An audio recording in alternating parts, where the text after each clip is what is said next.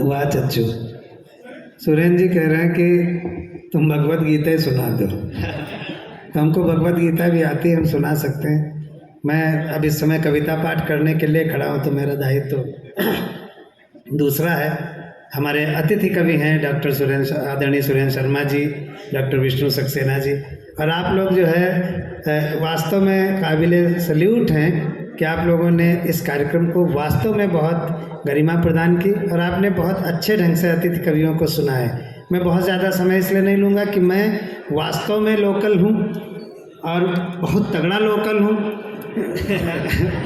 बहुत तगड़ा लोकल हूँ, नहीं सही, झूठ नहीं बोला, बहुत तगड़ा लोकल हूँ। कोई इसमें फ़र्क नहीं पड़ रहा मैं कितनी देर सुनाता हूँ।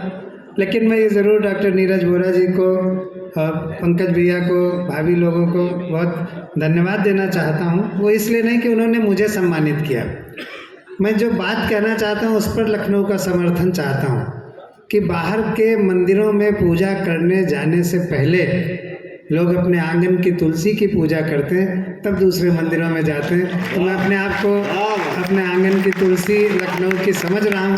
मैं इस काबिल तो नहीं हूँ कि मुझे सम्मानित किया जाए, लेकिन क्यों नहीं, मैं पूरी तरह काबिल हूँ। अच्छा, काबिल ना होता तो सम्मानित क्यों करते, है कि नहीं? तो मैं पूरी तरह काबिल हूँ। मैं 4 विधाओं में लिखता हूँ, बहुत छोटी छोटी सी चारों की वानगियाँ दूंगा। हास्य व्यंग्य का तो कवि हूँ ही, पूरी दुनिया में ही जाता हूँ। जैसा मेरे लिए डॉक्टर नीरज बोरा जी ने कहा कि दुनिया के तमाम देशों में गए और आपके पास मान लेने के अलावा कोई ऑप्शन था नहीं। न तो आप हमारा पासपोर्ट चेक करते, न वीज़ा देखते। हम कवि लोग इसी तरह खूब विदेश जाते। ये सुरेंद्र शर्मा जी लगभग 35 देशों की यात्रा कर चुके हैं, हमें उनके लिए ताली बजानी चाहिए। अरुण जेमिनी जी 32 देशों की, उनके लिए भी। विष्णु सक्सेना जी 28 देशों की, सोन रूपा जी 9 देशों की, गजेंद्र प्रियांशु 3 देशों का, दिनेश रघुवंशी जी 28 देशों की यात्रा कर चुके हैं। रमेश रंजन जी मतलब कितने देशों में गए हमें पता नहीं है। लेकिन मैं एकमात्र ऐसा कवि हूँ जो 50 देशों की यात्रा कर चुका है। अब ताली बजाइए आप, ठीक से बजाइए ताली। और 51वें देश में डॉक्टर साहब मेरा हवाई जहाज लैंड करने वाला था, पंकज भैया। 51वें जहाज में, 51वें देश में मेरा हवाई जहाज लैंड करने ही वाला था कि गजेंद्र प्रियांशु ने जगा दिया, बोले दादा उठो, बक्सी तालाब आए गवा है।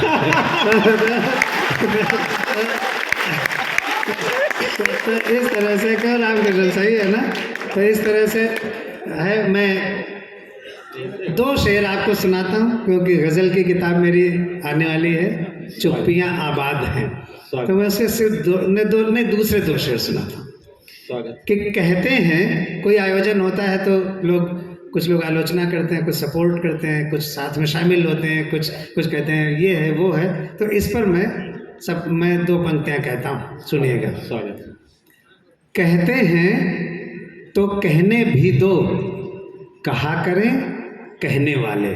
कहते हैं, मैं बहुत अच्छे शेर सुनाने जा रहा हूँ। लखनऊ अदब का शहर है और मुझे बाहर वालों के सामने प्रूव करना है कि मैं वास्तव में यहाँ पर प्रेम पाता हूँ। ऐसा ना करिएगा कि मुझे फ्लॉप कर दीजिए आप लोग। कहते हैं तो कहने भी दो, कहा करें कहने वाले, मंजिल तो पा ही जाते हैं राहों पर चलने वाले।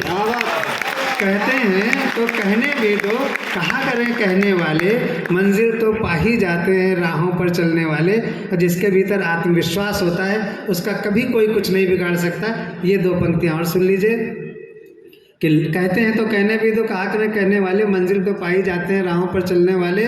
लाखों विष की फुफकारें, ये हिंदुस्तान की संस्कृति को समर्पित शेर है। लाखों यूनान, मिस्र, रोमा सब मिट गए जहाँ से, बाकी है लेकिन अब तक नामो निशा हमारा। ये इसकी थीम है जो शेर मैं कहने जा रहा हूँ। कहते हैं तो कहने दे भी, कहा करें कहने वाले। लाखों विष की फुफकारें हम झेल गए हंसते हंसते। मेरा लखनऊ दूसरे पंक्ति को उठा ले। लाखों विष की फुफकारें हम झेल गए हंसते हंसते, हम चंदन की आस्तीन हैं पला करें पलने वाले। हम चंदन की आस्तीन हैं पला करें पलने। मैं चूंकि व्यंग्य का हूँ तो मैं एक क्षणिका आपको सुनाता हूँ। स्वागत। कि हम अपने मित्र दरोगा जी के घर गए। बहुत फेमस चढ़िका है हमारी, इंट्रास्पेक्शन का व्यंग्य है ये। हम बदली हुई परिस्थिति, जैसे आप सोचो कुछ हो कुछ जाए। जैसे मैंने ये सोचा था कि बहुत बड़ा ऑडिटोरियम में सिर्फ हॉल भरा होगा, ज़्यादा लोग आएंगे नहीं, कभी सम्मेलन सुनने कौन आता है, लेकिन जितने लोग अंदर थे उसके 3 गुने लोग बाहर थे। तो बदली हुई परिस्थिति मिली। बदली हुई परिस्थिति में इंट्रास्पेक्शन का व्यंग्य कैसे लिखा जा सकता है, आपके सामने रखता हूँ। हम अपने मित्र दरोगा जी के घर गए। वैसे जब मैं दूसरे उसमें होता हूँ तो नेताजी कहता हूँ। नहीं, देखिए फायदा वही है कि खुद पात से पलट जाओ, तभी आप सुरक्षित रहेंगे। हम अपने मित्र दरोगा जी के घर गए, देखा दरोगा जी मर गए। बहुत अच्छा व्यंग्य सुना रहा हूँ, सुरेंद्र शर्मा जी मंच पर बैठे हैं, ऐसा वैसा नहीं सुना सकता। हम अपने मित्र दरोगा जी के घर गए, देखा दरोगा जी मर गए। हमने उनकी पत्नी से पूछा, भाभी जी दरोगा जी कैसे मर गए? क्या रस्सी से लटक कर आत्महत्या कर गए, या फिर कोई जहर पिया था, अथवा कोई एसिड लिया था, या फिर कोई जहरीला पाउडर फांका था? कैसे मर गए? How he died? कोई जहर पिया था, अथवा कोई एसिड लिया था, अथवा कोई जहरीला पाउडर फांका था। वो बोली, भाई साहब ना ही ये रस्सी से लटक कर मरे हैं, ना ही कोई जहर पिया था, ना ही कोई एसिड लिया था, ना ही कोई जहरीला पाउडर फांका था। आप ताली उठाना। ना ही कोई जहरीला पाउडर फांका था, लेकिन लाख मना करने के बावजूद कल शाम अपने गिरेबान में झांका था।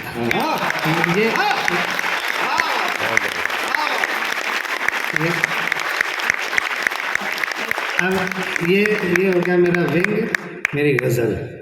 अब मैं एक टुकड़ा गीत का सुनाता हूँ। आज मैं वास्तव में बहुत घबरा गया।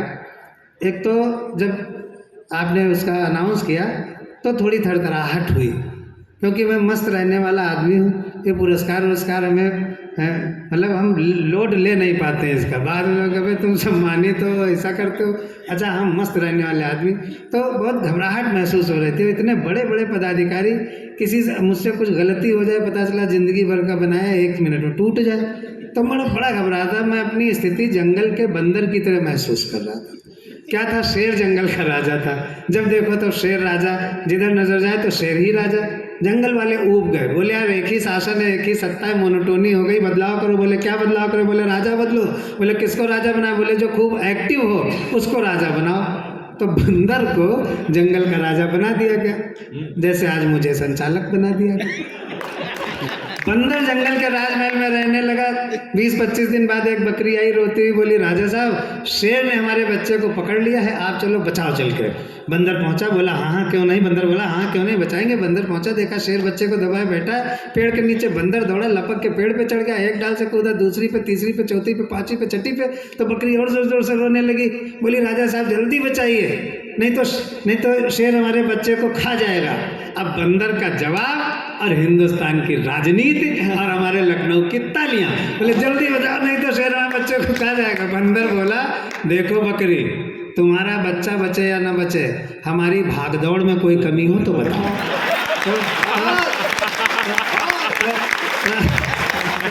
हमारी भागदौड़ में कोई कमी हो, बस ये। और मैं चूँकि गीत की किताब अभी आई है, गीत की किताब का नाम है तुमको गाऊं मैं। फिर आप सब लोग, आप मुझे जानते हैं, खूब अच्छे से मोहब्बत करते हैं। बहुत गर्व अनुभव होता है जब अभी गजेंद्र कह रहे थे कि दादा जितना प्रेम लखनऊ आपको करता है शायद ही किसी कवि को उसका शहर करता हो। लेकिन मैं ये जानता हूँ कि हर शहर का अपना एक कवि होता है, उसको पूरा शहर प्रेम करता है। मैं कोई नया नहीं हूँ, ये लोग अपने अपने शहर के राजा हैं, मैं भी अपने शहर का छोटा सा बेटा हूँ।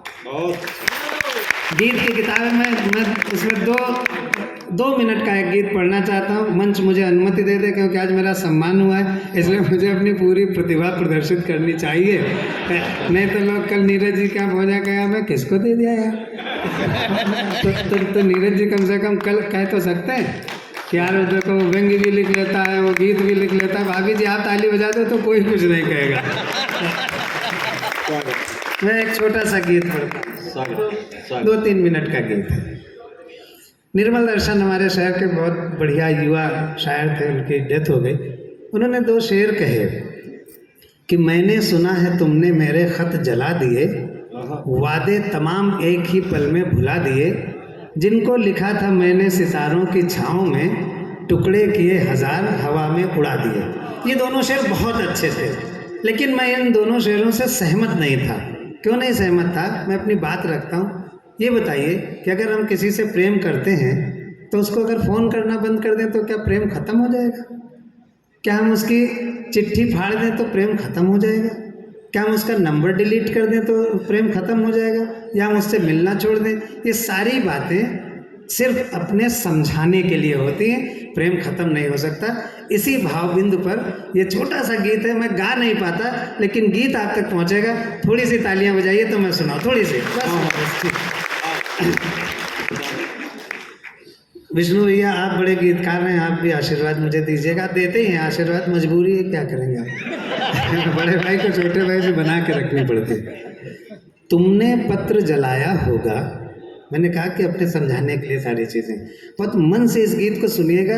ये गीत हर व्यक्ति की कहानी है, और मैं ये दावा करता हूँ कि ये गीत हर व्यक्ति की कहानी है जो इस हाल में बैठा हुआ है।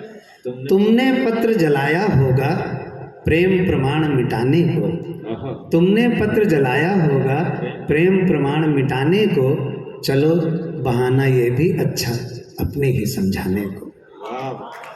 थोड़ा सा हो सकता है। तुमने पत्र जलाया होगा प्रेम प्रमाण मिटाने को, चलो बहाना ये भी अच्छा अपने ही समझाने को। क्या वे दिन भी याद नहीं जब आंखें टिकती थी देहरी पर? जुड़िएगा। क्या वे दिन भी याद नहीं जब आंखें टिकती थी देहरी पर?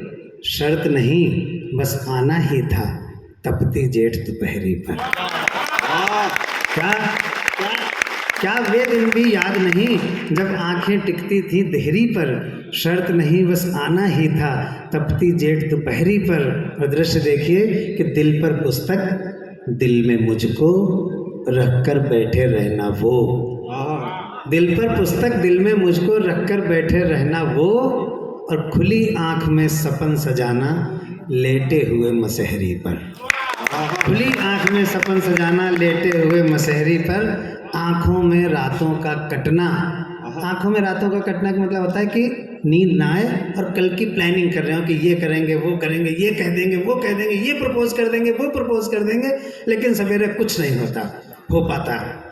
आंखों में रातों का कटना मन की आस बढ़ाने को, चलो बहाना ये भी अच्छा अपने ही समझाने। जब हम प्रेम करते हैं तो जब नींद खुलती है ना डॉक्टर साहब, तो न तो हमें घर याद आता है, न भगवान, न ऑफिस। हम जिससे प्रेम करते हैं वही याद आता है। और जो व्यक्ति ये कहता है कि हमें वो याद नहीं आता, वो झूठ बोलता है। अगर जिसने एक बार भी प्रेम किया होगा तो उसको वही याद आएगा। आँख खुलते ही पहला वो होता है।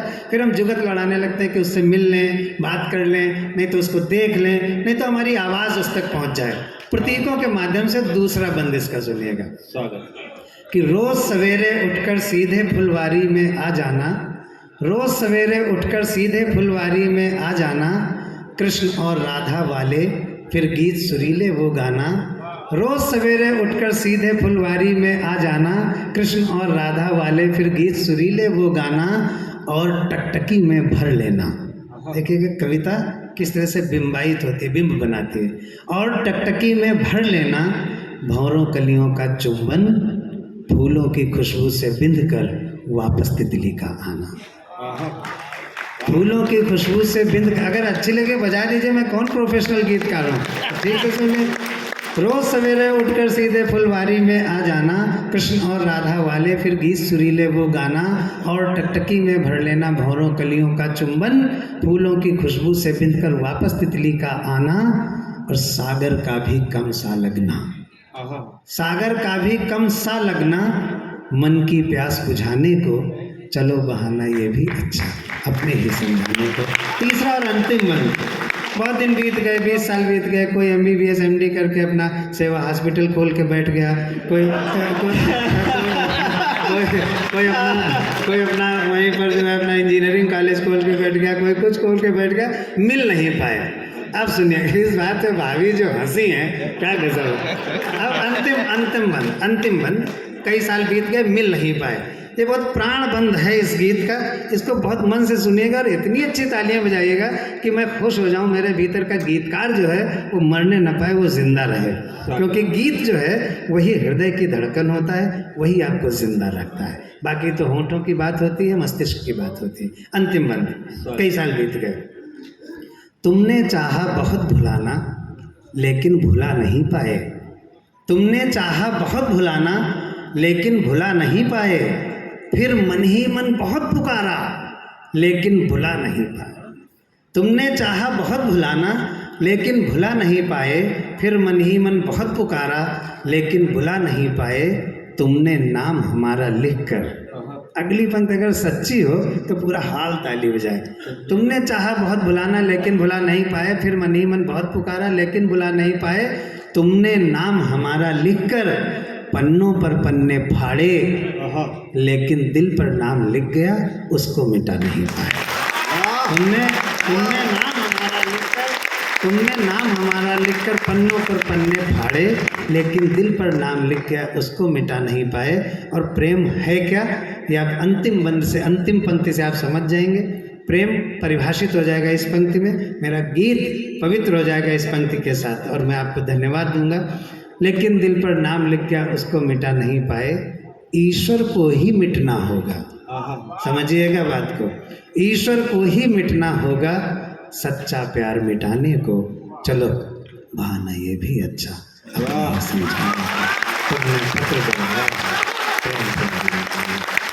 तो ये थे सर्वेश अस्थाना, जिनको श्री D.P. बोरा स्मृति साहित्य सेवा सम्मान मिला था।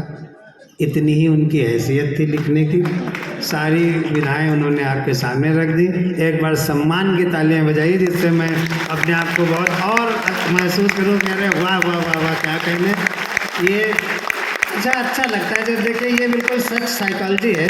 अगर आपको कोई प्रेम करता है, अगर आपको कोई अप्रिशिएट करता है तो अच्छा लगता है।